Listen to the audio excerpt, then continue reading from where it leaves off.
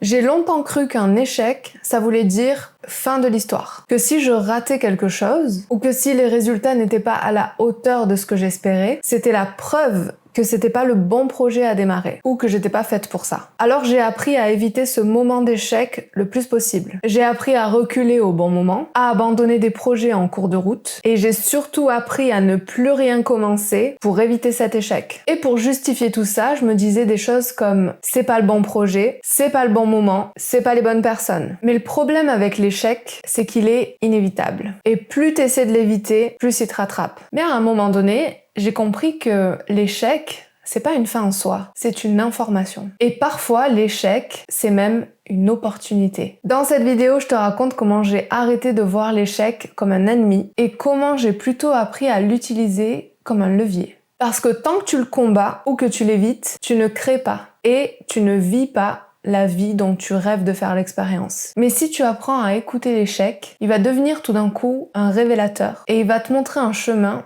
que tu n'aurais jamais imaginé explorer.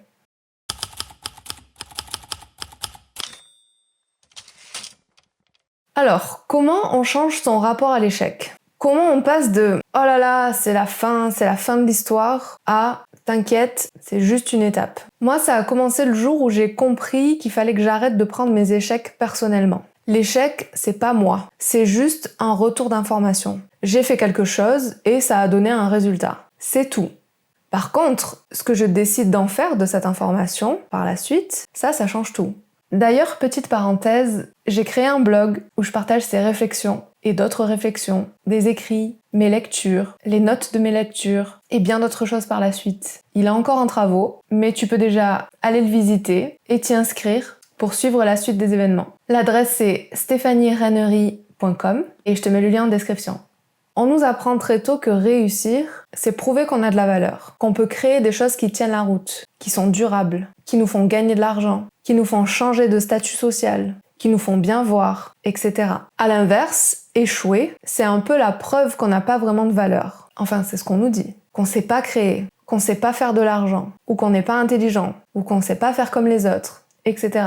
Du coup, quand on rate quelque chose, ça vient toucher directement notre identité, notre ego. Et c'est là qu'on commence à se dire « je suis pas assez bien, je suis pas capable, je suis pas fait pour ça ». Mais en réalité, l'échec, il parle pas de toi. C'est juste une information qui te revient. Parce que tu as essayé quelque chose, en fonction d'une stratégie, d'une intention, d'un moment, d'un contexte. Ça n'a rien à voir avec ta valeur personnelle ou ton potentiel. Et ça, c'est la première bascule à faire. Séparer son estime de soi des résultats qu'on obtient quand on essaie quelque chose. Parce que si tu continues à tout mélanger, tu vas éviter de prendre des risques. Tu vas éviter de faire des choses juste pour protéger ton ego. Et le problème, c'est que moins tu prends de risques, moins tu te donnes de chances d'avancer. Moins tu te donnes de chances de dépasser ta construction égotique. Et donc, moins tu te donnes de chances d'évoluer.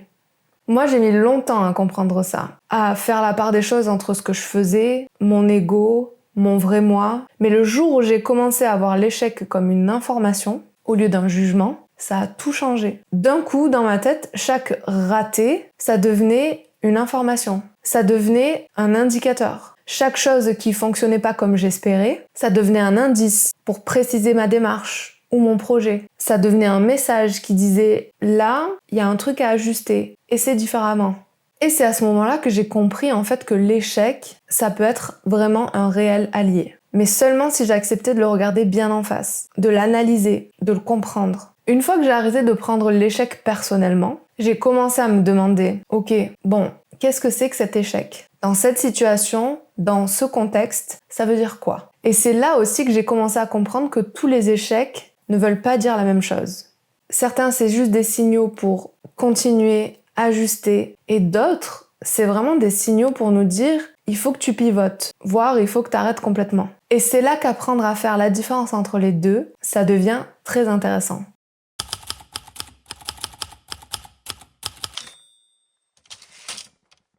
Il y a quelques semaines, j'ai lu le livre de Seth Godin, The Dip. Dedans, il explique qu'il y a deux types de situations. On a le dip, c'est cette phase où, après l'enthousiasme du début, il y a un moment difficile. Tout devient plus dur, t'as envie de lâcher, t'as envie de tout quitter, tu doutes, mais si tu persévères, tu vas passer un cap et changer de dimension. Et au bout de ce dip, tu vas expérimenter enfin la situation et les circonstances dont tu as réellement envie d'expérimenter dans ta vie. Et puis il y a le cul-de-sac. C'est quand tu mets toute ton énergie dans quelque chose, mais peu importe tes efforts, ça n'ira jamais nulle part. Et le problème, c'est que quand on sait pas différencier les deux, on se fatigue dans des cul-de-sac en croyant que c'est des dips et on abandonne des dips en croyant que ce sont des situations d'échec définitif. Dans les deux cas, on est confronté à de la difficulté qu'on peut percevoir comme un échec. Moi, ça m'est arrivé très souvent de rester trop longtemps dans un environnement ou un projet qui mène à rien, juste parce que j'avais des choses à prouver. Et à l'inverse, ça m'est arrivé d'abandonner des idées ou des projets beaucoup trop rapidement, alors qu'ils avaient du potentiel, juste parce que ça devenait trop inconfortable ou trop dur.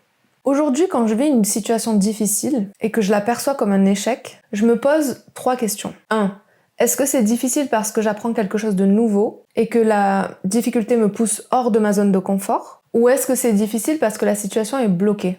2. Est-ce que je suis alignée avec ce projet, avec cette intention? Ou est-ce que je me force parce que j'ai des choses à prouver à moi, à mon entourage? Et 3. Qu'est-ce que cet échec révèle que je n'aurais pas vu dans une autre situation? Est-ce que cet échec met en lumière une peur, un réflexe d'auto-sabotage, une croyance limitante? Est-ce que c'est ma méthode, mon organisation, mon rythme ou ma stratégie qui ne sont pas adaptés? Parfois aussi, l'échec ça dit juste « tu es sur la bonne voie ». Continue d'affiner, d'apprendre, de persévérer. Parce que c'est cette difficulté perçue comme un échec qui me permet de me transformer en la personne que j'aimerais devenir, que j'aimerais être. Cette personne qui fait l'expérience de cette situation que je veux et que je vise à travers mon projet, par exemple.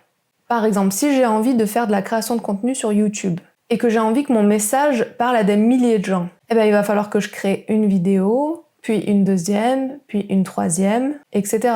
Pendant des semaines, voire des mois, avant de faire l'expérience de cette situation. Et je sais que si je continue, si je suis au rendez-vous toutes les semaines, et que toutes les semaines je peaufine mes scripts, mes contenus, ma cible, mes vidéos, mes miniatures, tout ce travail, toutes ces nouvelles connaissances que je n'ai pas et que je dois acquérir vont me permettre à terme de faire l'expérience d'être quelqu'un dont le message est diffusé à des milliers de gens.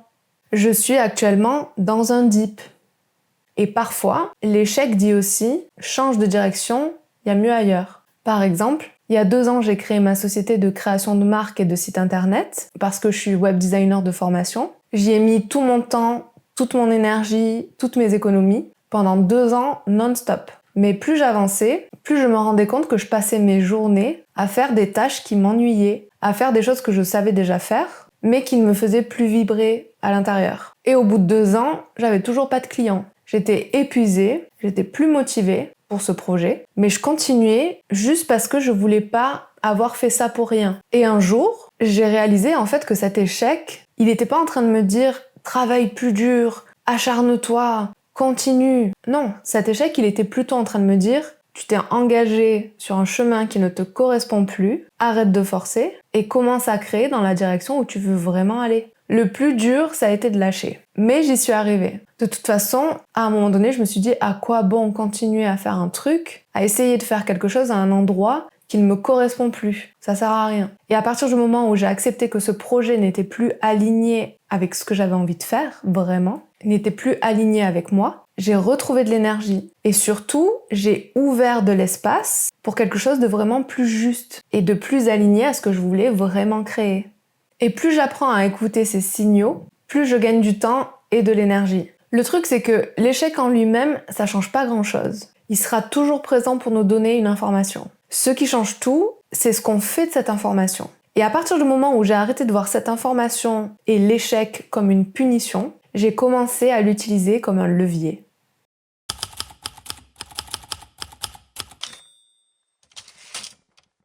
Aujourd'hui, chaque fois que je vis un échec, je prends un moment pour le décortiquer. Pas pour m'auto-flageller, pas pour me dire « j'aurais dû faire autrement », même si des fois ça arrive, mais pour comprendre l'information. Parce que dans chaque échec, il y a au moins un truc nouveau que tu peux réutiliser. Ça peut être une compétence que tu as développée, un contact que tu as rencontré, et surtout de la clarté sur ce que tu veux vraiment faire ou sur ce que tu veux ne plus faire. Et plus tu fais ça, plus t'arrêtes d'avoir peur de l'échec. Parce que tu sais que même si ça marche pas, comme tu veux, ça va te servir quand même. Au final, l'échec, c'est la conséquence d'une action qu'on n'a pas su anticiper ou prévoir. Mais est-ce qu'on peut tout anticiper ou prévoir ?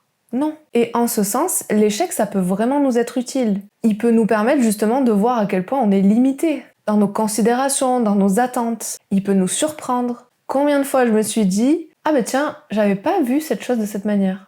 Du coup, depuis que j'ai compris ça, j'ai pris l'habitude de m'exposer à des petits échecs volontaires. Essayer une idée en public, dire oui à une opportunité sans savoir si je suis prête. C'est pas confortable, mais ça m'entraîne à voir l'échec comme une étape normale du processus de création. Et à force, tu deviens beaucoup plus libre dans ta manière de créer, d'entreprendre, de vivre. J'en deviens même curieuse parfois. Je vois l'échec comme des surprises sur mon chemin. Parce que l'échec, c'est pas ce moment où ça marche pas. C'est un moment où tu as une opportunité unique d'ajuster ta trajectoire. Et parfois, c'est à ce moment-là que tu trouves le chemin idéal. Et t'aurais jamais pu le voir autrement.